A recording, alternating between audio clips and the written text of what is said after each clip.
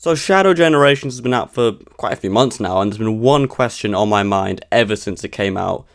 What is Silver doing here? Now don't get me wrong, I love Silver, probably more than most people, you know, big 06 fan here, but it doesn't make any sense that he's in Generations, and I'm going to explain why. Since Shadow Generations came out, we see why Shadow wasn't at Sonic's birthday party, what he was doing during Generations, how he ended up in White Space, and how he ended up at the end of the game. It all makes sense. We don't get anything like that for Silver, and when you think about it, it just starts to make no sense at all. Now you might be thinking, what about Metal Sonic? But Metal Sonic is a completely different scenario. He isn't like, I don't know how to explain this, he isn't present day Metal Sonic, he is past Metal Sonic. He's classic Metal Sonic in a sense. He's the Metal Sonic from Sonic CD. You're fighting Metal Sonic in the bad future as classic Sonic, reliving that memory in a sense. That's not Metal Sonic pulled from present day. That's like when you fight Perfect Chaos. You know, that's not Perfect Chaos today, that's Perfect Chaos from Sonic Adventure 1 that you're fighting as Sonic, like that. So I don't know if that makes sense, but I hope I said that right. That's why Metal Sonic isn't part of this conversation, but Silver is, because Silver fighting Sonic, or Sonic fighting Silver, whatever, in Crisis City never happened, so it can't be a memory. And we see that Silver ends up with his fellow friends. Like, he wasn't at the start of the game, you know, at the birthday party, but he ends up in the end with them, meaning that that is Silver. Like, that's not some sort of White Space variant, it's actually Silver. He's been pulled from whatever he was doing, same way how Shadow was just pulled from the Space Colony Arc doing whatever he was doing. Silver's been pulled from whatever he was doing, wherever he was, or whenever he was, given, you know, time travel. Before we get into my theory of what Silver is doing here in Generation specifically, I want to just also mention that it doesn't make sense in the current Sonic timeline where Silver even comes from. The recent Sonic timeline that came out on the Japanese Sonic website states that Rivals isn't canon. Now, it's important to mention that Rivals never came out in Japan, which probably explains why that is, but if we're using that timeline as sort of this explains the key moments of Sonic's history, there's no mention of how Silver meets Sonic outside of 06, which was obviously erased from canon. Meaning that the first game Silver shows up in, besides Colors DS, where he explains that the future is bright, it's all good, when that doesn't make sense because he says again in Forces that it isn't all good, which is not how time travel works.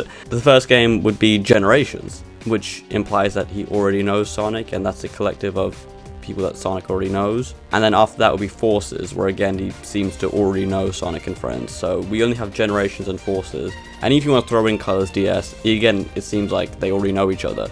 There's no meeting, and it makes sense that Rivals isn't canon because Eggman Nega is pretty much confirmed to be a Soul Dimension Eggman. That makes more sense than him being Eggman's descendant, despite what some Sonic websites will tell you, mainly the American sites will tell you that Eggman Nega is Eggman's descendant, even though that only remains consistent to the Rivals games, whereas, well, I guess him being from the Soul Dimension is only consistent to the Rush games, but I think that just makes more sense.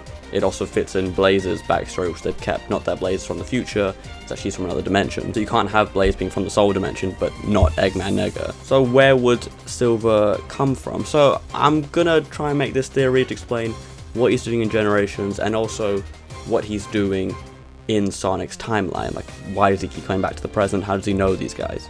So in the remaster of Generations, you see that Silver quotes to Sonic before they fight something about clones. I'll have the quote on screen. I don't have it written down. I should have wrote it down before I start recording. He mentions that there's, am I fighting some sort of clone? Like, and he might be thinking, okay, maybe he saw classic Sonic running around earlier and is thinking, there's multiple Sonics going on, let me protect the Chaos Emerald. But it could be something else. Now, when else have we seen a character create clones of other popular Sonic characters? Infinite in Sonic Forces, which is coincidentally the only other game in the mainline timeline where Silver exists. And in that game, he is coming from the future. Based on the comic, he's coming from the future to say that his future is in ruins because of Eggman's empire taking over the world. Meaning that he's coming back to Forces to prevent that from happening.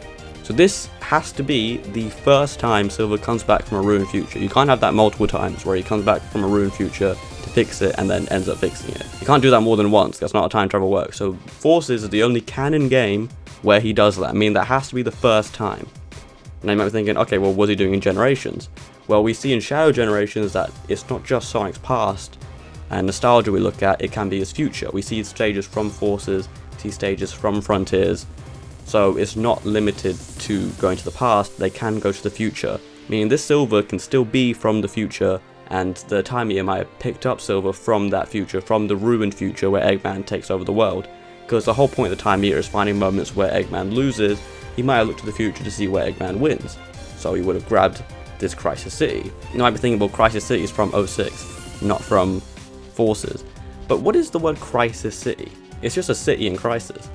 And Forces has a stage called City, which coincidentally is also a city in crisis. The city levels are just called cities. There's Park Avenue and Sunset Heights, whatever, but it's called City. Like, all the levels are just called City. Meaning that this Crisis City could be the ruined future Silver's coming from in Forces. And then the Time Eater has grabbed this point in time for the white space, and Silver coincidentally is also in that point in time. And he specifically mentions clones, which could suggest that Infinite was making clones of Sonic, or even just of Shadow and characters, and Silver's assuming that this is a clone of Sonic in the future from his timeline, because why wouldn't he? Because Sonic is 200 years ago, this must be a clone, so it must be from Infinite, therefore I must fight him to protect this Chaos Emerald in this ruined future that I'm fighting in. And you might be thinking, well, if it's 200 years in the future, how are Eggman and Infinite still alive? I'm sure if they've taken over the world, they would have at some point figured out a way with this 300 IQ and Infinite's powers to prolong their lifespan, to continue dominating the world. This means that the fight of Sonic and Silver in Crisis City is happening in live time, similar to Sonic and Shadow fighting on the Ark, which obviously in that scenario that is a recreation of a past fight, but we see in Shadow Generations it's not a recreation of that fight, it's them just so happen to be fighting in the same place. They're fighting over the Chaos Emerald legitimately, like actually. So Sonic and Silver is the same way, they're fighting in Crisis City for the first time and the only time, because this is actually happening. This is the Silver who doesn't know Sonic yet, and maybe through this generation storyline is how Silver learns about time travel, learns about Sonic and friends, which is why he then goes to the Forces point in time to help prevent the ruined future. You might be thinking, but Silver did nothing in the story of Forces to actually prevent that ruined future. But he actually did. In the fight with Infinite, he's the one that forces the Phantom Ruby to fall out of his pocket or whatever, which the Avatar then uses to prevent the sun from destroying Sonic and friends. Which you might be thinking, if the sun landed, they would have all just been decimated, the world would have ended, there would be no ruined future, there'd be no future. But we've seen the Phantom Ruby use the Master Emerald to recreate chaos. It could have maybe used the sun to recreate Iblis and Solaris, whatever, because it is the sun god, to then make the ruined future rather than just decimate the entire planet. I'm sure Eggman wouldn't have wanted the whole planet just to be decimated anyways. He would have wanted to take over the world. It would actually make that plan of his make a bit more sense. But obviously Silver going back to the present day, while he didn't intend to do so, his actions led to the Avatar saving the world. Meaning that his future is now saved, and you could maybe suggest that he just doesn't ever go back to the future, because he's done his job, he saved the future, but now it's changed. Doesn't need to go back, he might just stay with Sonic and friends. And that would explain what Silver's doing in Generations and what he's doing in the current Sonic timeline. Oof, that was a lot of waffle. These theories are they're easy to think of, well, not easy, but they're a lot harder to explain because you have it in your head but you can't get it out there. But hopefully that made sense. If there's something you don't get or you think doesn't make sense or just want to argue with me on, feel free in the comment section below. Thanks for sticking around for this video. I don't know how long it's going to be after I edit it down, but I imagine that it took a lot of attention span from the current generation, and yeah, there's a Generations pun for you there. Thanks for tuning in, and I'll see you around.